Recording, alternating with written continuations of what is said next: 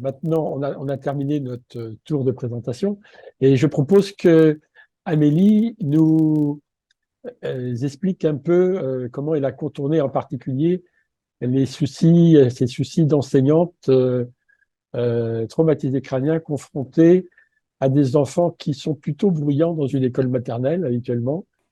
Voilà. Donc, si tu peux réactiver ton micro, c'est bon. Voilà. Et oui, j'ai été lâchée dans le grand bain au milieu des enfants qui font plein de bruit, qui s'agitent tout le temps, qui ont toujours un truc à demander, qui sont toujours après nous. Et je voyais pas bien comment faire. Déjà qu'avec deux à la maison, c'était un petit peu dur. Donc, quand j'ai repris, c'était 9 mois après l'accident et j'étais en mi-temps thérapeutique. Je travaillais que les matinées. Mais c'était déjà énorme et je rentrais chez moi complètement lessivée et complètement perdue. Les enfants m'épuisaient, j'avais l'impression de rien gérer du tout. Moi, j'étais très multitâche, je savais toujours comment les enfants, enfin, quel enfant faisait quoi à quel moment. Voilà, et là, j'étais focalisée sur un seul truc et incapable de savoir ce qui se passait d'autre autour de moi. Quand je parlais à un enfant, les autres pouvaient faire n'importe quoi, je ne le savais pas. Je le sais toujours pas d'ailleurs, mais j'ai trouvé des stratégies pour pouvoir survivre, on va dire. Maintenant, je survis plus, ça va, je profite et je passe des bons moments avec mes élèves, même si voilà, ça me mange encore beaucoup d'énergie. Mais voilà, par exemple, euh, je trouvais même pas un crayon de papier. Voilà, même si c'était devant mes yeux, c'était très compliqué. Donc en fait, j'ai tout rangé dans la classe. Alors tout est hyper étiqueté pour que tout le monde, enfin toutes les ATM, toutes les personnes qui viennent dans ma classe puisse ranger le matériel au bon endroit et que je ne cherche pas. Donc voilà, il y a des étiquettes partout, tout est fléché, tout est listé. Ça fait un peu psychopathe, mais bon, euh, voilà, c'est très pratique pour moi. J'ai beaucoup de mal à gérer le temps, à gérer les horaires. Donc j'ai fait un emploi du temps hyper simple où finalement, par exemple, la matinée, il n'y a que 3 moments. Un moment où on est dans la classe, un moment où on est en récréation, un moment où on fait du sport. C'est des moments qui sont assez longs du coup, alors que normalement on doit tout fractionner, mais au final, voilà, les enfants s'y retrouvent tout autant que moi finalement. Toutes les adaptations que j'ai pu faire, les enfants, c'est hyper bénéfique pour eux aussi. Ils sont beaucoup plus posés, beaucoup plus calmes. Je sais que maintenant aussi, j'arrive pas du tout à m'organiser pour préparer des choses, donc j'ai fait en sorte que j'ai le moins de choses possibles à préparer et tout est très ritualisé et tous les jours on refait toujours la même chose au même moment. Et voilà, je fais évoluer des petites choses quand même, hein, parce qu'il ne faut pas que ce soit trop rébarbatif. Mais en fait, les enfants, ils aiment tout ce qui est ritualisé. Donc, enfin, on se reconnaît bien, on se comprend bien entre nous. C'est assez pratique. Pour le bruit, j'ai réaménagé complètement la classe pour que les activités qui fassent le plus de bruit soient aux quatre coins, comme ça, c'est bien réparti. Ils ont le droit d'être qu'à deux et ils doivent chuchoter. Et s'ils font du bruit, je les sors du coin. Enfin, je suis assez exigeante et au final, ça marche très, très bien. La lumière, bon, bah, on fait un peu place dans la pénombre quand il fait un peu sombre ou alors les lumières sont dosables et séparables en deux. Donc près de la fenêtre, j'allume jamais, mais j'allume près du mur, mais le moins possible, voilà, pour que ce soit suffisant pour travailler, mais pas trop pour m'agresser. Euh, pour les enfants, enfin, voilà, je leur explique que j'ai pas assez d'énergie, que j'ai mal à la tête, qu'il ne me faut pas de bruit. Et en fait, ils sont hyper respectueux, comme moi je les respecte, eux, ils le font aussi. Et voilà, ils ont l'habitude, si je suis concentrée sur quelque chose, il ne faut pas me déranger. Donc, ils ont des codes, ils mettent la main sur l'épaule pour m'appeler. S'ils veulent aller aux toilettes, ils y vont tout seuls, ils mettent un collier, ils se débrouillent. En fait, grâce à mon accident, les enfants sont devenus hyper autonomes de force parce que voilà, je ne pouvais pas faire autrement, mais pour leur plus grand bonheur. Et puis moi, voilà, c'est génial parce que quand je travaille avec un enfant, je sais que je suis avec lui et on est à fond. Et en faisant comme ça, en suivant le rythme de chacun, et le mien y compris. Maintenant, j'ai des élèves de 4-5 ans qui lisent des choses que je voyais jamais dans ma classe. Et voilà, cet accident a fini par m'apporter des choses de bien, même si voilà, ça me mange un peu trop, toujours un peu trop d'énergie. Voilà, je suis vraiment contente de toutes ces adaptations que j'ai pu faire. Je pense qu'il y en a encore qu'il faudrait que je fasse, notamment pour mon organisation où j'arrive toujours pas à me servir d'un agenda correctement. Parfois, j'écris des choses, je sais même pas à quoi ça réfère. Enfin voilà, donc, c'est encore un peu compliqué. Mais bon, maintenant, j'ai appris à plus trop culpabiliser, à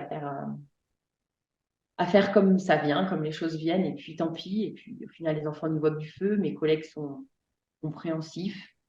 Ils savent et ils me connaissent maintenant. Ils savent quand je suis trop fatiguée qu'il faut pas trop m'en demander. Ils savent que, bah oui, des fois, il faut me répéter 10 fois la même chose et que c'est pas. Enfin, moi, je le prends pas mal et eux, ils savent que je le fais pas exprès. Donc voilà, donc au final, la réinsertion professionnelle, pour ma part, est possible avec un temps partiel et avec beaucoup de compréhension autour, beaucoup d'aménagement. Mais en tout cas, c'est possible. Et je rejoins d'autres témoignages qui disent qu'il faut se réinventer après l'accident. Et je pense que si on veut à tout prix retourner dans sa vie d'avant, je pense que ça marche absolument pas. Enfin, pour ma part en tout cas. Et vraiment inventer d'autres façons de faire, d'autres choses, ça aboutit quand même à des bons résultats et à des choses positives pour la vie de tous les jours. Voilà, ben, je vous souhaite autant de bonheur que moi dans votre métier pour ceux qui sont encore en activité. Pour les mamans aussi, je sais que c'est pas facile, mais bon, on Alors, peut apprendre à vivre un peu mieux. Un je ne peu sais pas mieux si avec. vous voyez un partage d'écran sur. Oui, on voit. Donc, euh,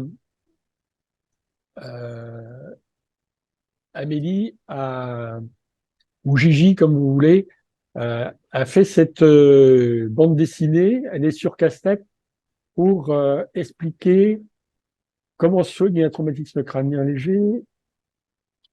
Le titre, c'est le traumatisme crânien léger, modéré, expliqué aux enfants. Hein. Donc, c'est sa création. On va pas le voir en détail, mais sachez que cet article est sur Casse-Tête. C'est très bien fait. J'ai eu beaucoup de personnes à euh, signaler qu'ils étaient parce que c'est aux enfants, mais les grands enfants aussi, hein, ça va très bien aussi pour eux. Hein. J'aimerais bien prendre le temps de le faire pour la gestion de l'énergie, enfin du moins pour trouver des solutions. Tiens, quand j'arrive pas à faire ça, qu'est-ce que je peux faire à la place? Bon, j'ai Mm. toujours pas trouvé le temps pour le faire. Mais c'est ça le problème. Ouais. Et les L'envie ne parents, manque ils pas, hein, Il y réagissent. a, il y a un grand écart entre ce qu'on sait faire et ce qu'on peut faire. tout à fait. Et les parents, Vas-y. ils réagissent comment? Alors les parents, ça dépend. Au début de l'année, ils sont assez réticents parce que comme les enfants sont beaucoup en autonomie, jouent beaucoup, et qu'il y a très peu de travail scolaire, À enfin la de maison. production, comme on peut faire voilà, avec plein de fiches, plein de choses. Il y a certains parents qui sont assez réticents. Et puis, au fil de l'année, quand ils voient que leur enfant va bien, quand ils voient que leur enfant apprend tout autant que d'ordinaire, et même peut-être, enfin, et même plus finalement, souvent, et que voilà, les plus réticents sont ceux qui, en fait, ont les enfants qui finalement vont le mieux réussir dans l'année, ceux qui ont le plus de capacités, ceux qui vont lire. Et quand les enfants reviennent avec quelques petits mots qu'ils peuvent lire, ça y est, tout retombe, quoi. Et puis, ils comprennent aussi que moi, ma priorité, c'est le bien-être, que c'est aussi, ça fait partie des nouvelles recherches en enseignement, de savoir que quand un enfant va bien, il apprend bien, que quand un enfant est stressé, il n'apprend pas, ça bloque le réseau d'apprentissage. Et que du coup, avec toute la pédagogie autour, et puis maintenant la petite réputation que je me suis faite, ça passe plus facilement. Mais c'est vrai que bon, il y a des parents plus réticents, et voilà. Bon, c'est le jeu, je pense qu'on n'est jamais complètement aimé, et puis tant pis. Bah, ils ont besoin d'être rassurés surtout. Oui, tout à fait, oui. Oui, puis après, moi, voilà, j'ai décalé, par exemple, là, mes rendez-vous de fin d'année, je les ai finis. Alors, ça peut paraître bizarre parce que je les ai faits en mai plutôt que fin juin, mais là, moi, je sais que je suis tellement fatiguée à arriver en juin que tenir une conversation avec un parent, me rappeler de ce qu'a fait l'enfant, me rappeler de comment il était au début de l'année, aligner 3 mots sans bafouiller, sans mélanger, je sais que je peux pas, donc tant pis, bah, les rendez-vous, je les ai faits en mai et puis bah, finalement personne se formalise et puis tant pis quoi. Voilà, je bidouille comme ça et puis en début d'entretien, quand je sais que je suis fatiguée, je le dis quoi. Je dis je suis très fatiguée, je suis désolée, je vais chercher mes mots. Bon bah voilà, tant pis.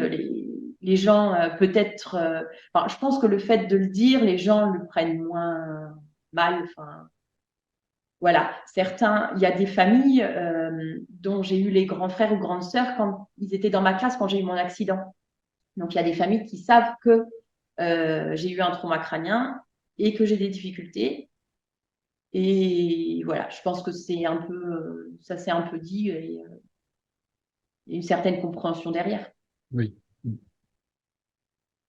Disons que c'est beaucoup plus facile à vivre quand on a de la compréhension autour de soi que lorsqu'on a de la suspicion. Hein. Tout à fait. Et puis pour moi aussi, c'est beaucoup plus facile que tout le monde soit au courant et que ce soit pas un secret parce que sinon, je pourrais me dire que un tel pense que peut-être que voilà. Non, là en fait c'est clair, c'est dit et puis c'est comme ça quoi.